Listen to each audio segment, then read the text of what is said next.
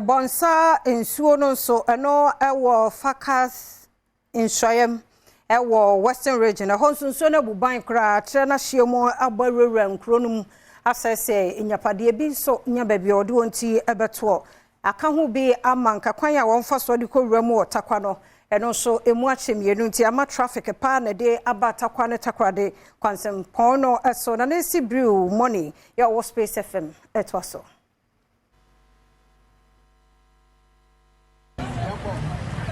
Osa, ebe tuma pa. Akwa ebe tuma pa. Osu, ya se tuma ka. Ya no ba ko. Oba ko me no be ko. Osa mi di oba ko banka ya ko. Eyi wa tin na.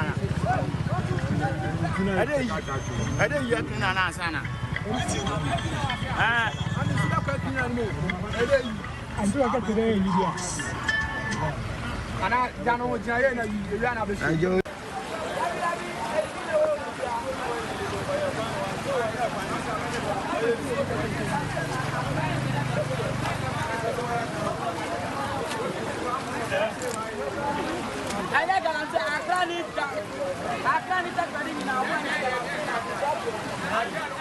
Mabenko nana esibriu money ho ya wo Space FM na ye ne ni nkomo hwede akosie nana wia wote ye nka ye mo ha mejodo efia ye da se ekroni din de se Kasee na se dia Bonsa Debi Bonsa de Kasee Nsuaem na ye Tarkwa Nsuaem na akoye sa no Tarkwa Nsuaem Bonsa no what Tarkwa Nsuaem ene type de otwere na koka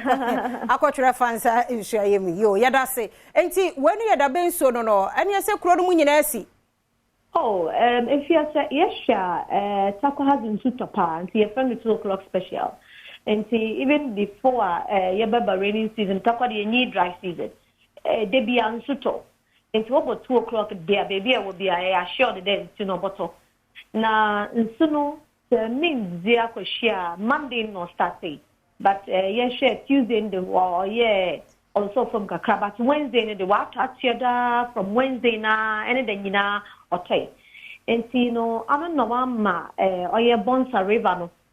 well overflow ne bank but na immersive say wo Bonsa no one there illegal mining na yenya ye kana galam say activities no bebre na wo nsunim into ama wa divert nsuno kwano the city as nsuno orto no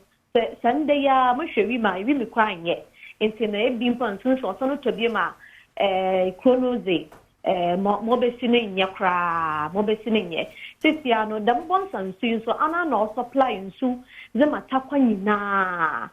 enti ma wa be galamsey activities nintino wa ma wa divert nsuno kwano wa fa oye school a wo enti sisia no say at school ne nature kra na say enyim swimming na obey difficult amount there ebesan akowufie sebi akokrom na ereba ebesan akowufie na there ebepe ekope kanu bi na edisi nsundo na edikowufie police station wo nyina nsuno afa police station nyina nana se me hwe video no kura no a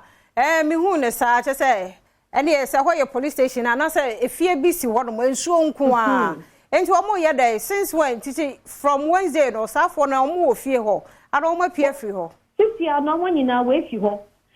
school yanka oboka Kasee shelter we wesi na nsu wa fa ni titi ana wo mu baby a work they are just moving to nearby towns e dey ho no nsu no onye ye according to Western regional minister no dey nya plan B nti e dey a resort to them plan B no but police for no say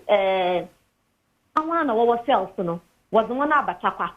say ehwe from Bonsa konum na ezeba police post kwa wo nti police for nya wa abandon post because they be watching na kra no nsu na fa ho eya samo nanane yenhwe me so se by now dey awe kakra so ate kakra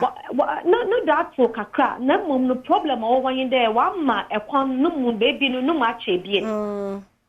and she said the car if na nya very careful ebekwa kakawo ekwan ni thing no correct nanane koso mo ani ni akire na emwa baby bi free beba ne baby akoduru wadaroma na wa me yate yedase